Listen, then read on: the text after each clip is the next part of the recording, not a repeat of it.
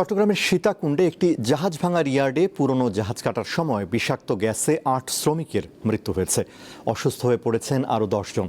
Fire service বলছে, শ্রমিকরা পর্যাপ্ত সুরক্ষা সরঞ্জাম ছাড়াই কাজ করছিলেন। একটি গবেষণা প্রতিষ্ঠান জানিয়েছে, গত ১০ বছরে সীতাকুণ্ডের এই জাহাজ ভাঙার শিল্পে দুর্ঘটনায় অন্তত ১৩৫ জন শ্রমিক প্রাণ হারিয়েছেন।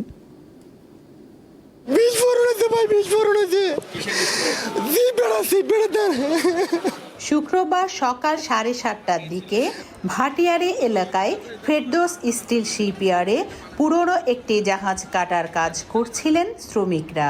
এ সময় হঠাৎ গ্যাস ট্যাঙ্কের পাইপে ছিদ্র হওয়ায় তারা অসুস্থ হয়ে পড়েন। পরবর্তীতে ফায়ার সার্ভিস এবং স্থানীয়দের যৌথ চেষ্টায় শ্রমিকদেরকে উদ্ধার করা হয়। সেখানে ৩ জনের মৃত্যু হয়। চট্টগ্রাম মেডিকেল কলেজ হাসপাতালে নেওয়ার পর আরও 5 জনকে মৃত ঘোষণা করেন চিকিৎসকরা।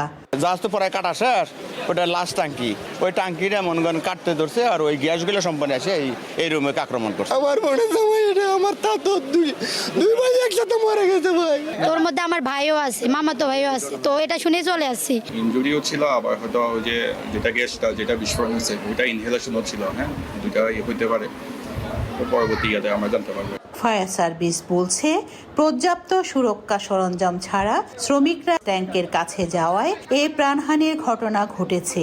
এইসব জাহাজ কাটিং এর আগে এটা আপনার এই ক্লোরিন বা কার্বন মনোক্সাইড গ্যাস যাতে এখানে উৎপন্ন না হয়, এটা যে ইয়েগুলো আছে, গাছ যেগুলো আছে সেগুলো সাধারণত ফ্রি করে কাটতে হয়। পাইপে যে গ্যাসগুলো জমে আছে, শ্রমিকরা কাজ করার সময় এই গ্যাসে আক্রান্ত হয়ে মারা গেছে। অসুস্থ শ্রমিকদেরকে দেখতে দুপুরে চট্টগ্রাম মেডিকেল কলেজ হাসপাতালে ছুটে যান অর্থ ও পরিকল্পনা মন্ত্রী। তিনি সার্বিক বিষয়ে খোঁজ খবর নেন।